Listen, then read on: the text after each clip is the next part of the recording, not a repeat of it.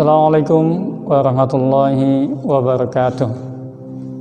Alhamdulillah wassalatu wassalamu ala rasulillah wa ala alihi wa sahbihi wa mawalah wa ba'd.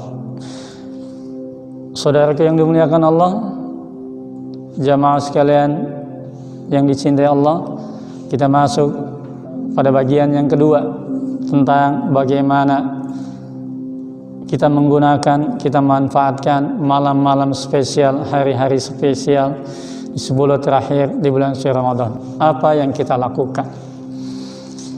Sebagaimana telah disampaikan Nabi kita, Nabi Muhammad SAW, manusia terbaik, manusia yang paling dicintai Allah. Tentu kita sudah sepatutnya meneladani beliau bagaimana mengisi 10 terakhir di bulan suci Ramadan.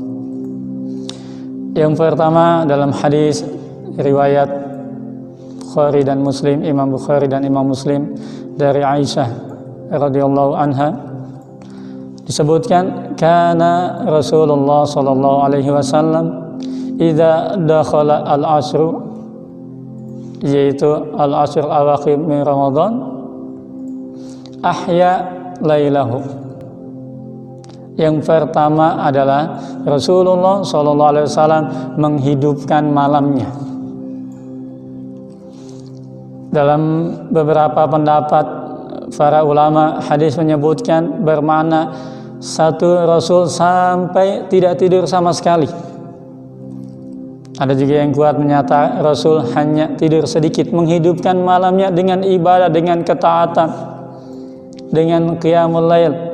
Maka ini beliau manusia yang terbaik dan beliau menghidupkan malamnya. Yang kedua disebutkan dalam hadis wa ayqadha ahlahu, dan Rasulullah membangunkan keluarganya, diajak keluarganya, sehingga termasuk tidak mengikuti sunnah Nabi. Ada seorang abi, ia ibadah, ia menghidupkan malamnya, tapi tidak mempedulikan keluarganya. Maka Rasul, lihat contoh beliau, membangunkan Aisyah. Sampai kemudian dalam riwayat disebutkan beliau membangunkan Fatimah, putrinya, dan Ali bin Abi Thalib dengan menyatakan, tidakkah kalian bangun untuk sholat malam? Sampai kemudian Umar bin Khattab radhiyallahu anhu, beliau membangunkan keluarganya, as-sholat, as-sholat.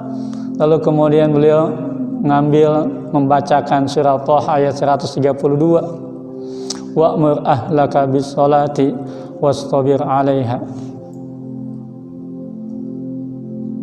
Itu perintahkan keluarga untuk mengerjakan sholat dan bersabarlah atasnya.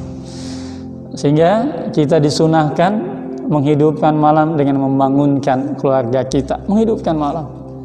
Kalau bisa tidak tidur khusus 10 terakhir di bulan suci Ramadan, laksanakan. Yang ketiga, Rasul wasadda mi'jarahu, Rasul mengencangkan sarungnya. Dalam mana dua, ini lebih serius. Yang pertama lebih serius, yang kedua Rasul mohon maaf sampai meninggalkan hubungan suami istri. Fokus, konsentrasi.